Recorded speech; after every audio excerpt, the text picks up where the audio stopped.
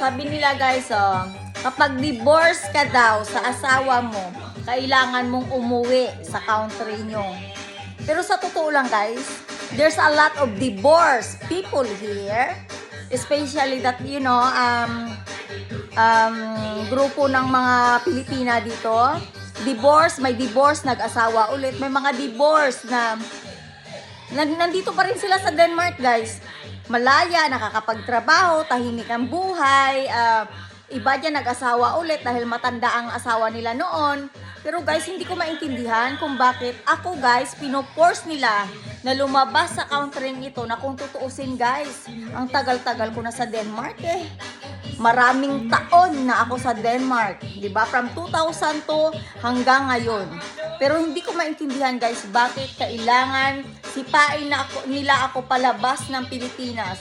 Ay kung ganyan lang naman pala eh. Ay di lahat ng foreigner sa country ito pauwiin nila, lalo na yung mga nag-divorce. Dahil si Gina, yes, Rosalinda nag-divorce yan. Si Len, nag-divorce yan. Pero alam mo ba kung ano? Nandito pa rin siya sa Denmark. Divorce sila ng asawa niya, pero alam ko may nakuha siyang kayamanan galing sa asawa niya. Ako guys, pinag-iinitan nila ako dahil alam nila na sa Tinglosneng nakalagay ang kalahati ng bahay na ito. Kalahati na kay Mons. Kaya kapag nawala si Mons, totoo yan guys, hindi nila ako pwedeng sipain sa totoo lang. Dahil una, may Danish akong anak. Pangalawa, yung anak ko walang problema sa nanay. Pangatlo, may bahay ako sa Denmark ito. Yes. Doon pa sa Linde guys. Alam niyo kung bakit? Conjugal property ang tawag doon. Isa ako sa mga tumulong kay Mons para makapag-save din kahit papano.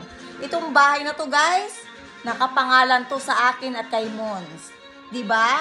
Ang pensyon ni Mons kapag nawala siya, automatic mapupunta yan sa aking account sa Denmark. Bakit nila ako sinisipa? 'Di ba? Bakit pinagdadamutan nila ako sa maraming bagay mula umpisa hanggang ngayon? Dahil ano guys? Dahil ayaw ko daw ulit pakasalan si Mons, ha? Diyos ko, matagal ko nang gusto ko nang hiwalayan, dati pa yan eh. Hinihila-hila nyo lang ang anak ko at nginungud-ngud nyo ako sa isang lalaki na pwede ako guys mag-asawa ng ibang lalaki. Dahil una, hindi ako pinanganak ng nanay kong bungi. Yes, hindi ako bungi guys, wala akong problema at lalong hindi ako duling na ganito.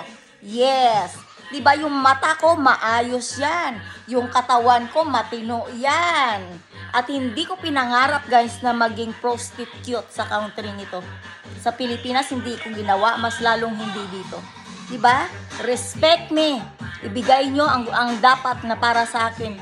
Hindi ako lalay sa country nito guys, kahit sabihin nila na lumayas ko, kung hindi papatayin ka nila, patayin nyo. Do it. Nek-nek nyo. Kung gusto nyo, palayasin nyo lahat ng mga Pilipina dito. Yes, lalo na yung mga nagsisigaw-sigaw dyan. Ayaw ko kasi na nandito yan, girl. Gusto ko talaga, girl, na lumayas na yan, girl. Ha? Ano ka ba, Mila? Alam mo, Mila, yung ano mo, boses mo? Ano ka ba? Memorize ko na yung mga boses nyo. Hoy, mga gold digger. Tigil-tigilan nyo ako. Nasabihin nyo, ipasuko nyo, ipaano nyo ako? Rapitol po ay mas maganda. Pero, sabay-sabay tayong uuwi lahat. Kasi hinahatulan nyo ako na isa akong gold digger at wala akong karapatan mabuhay sa country ito. Gusto ko magkapit toko tayo pauwi ng Pilipinas. Balik sa kangkungan, alam ko isa kayong bayaran sa country ito. Nagpapabayad kayo para buisit-buisitin ako. Yes! Congratulations guys! You win! Haha.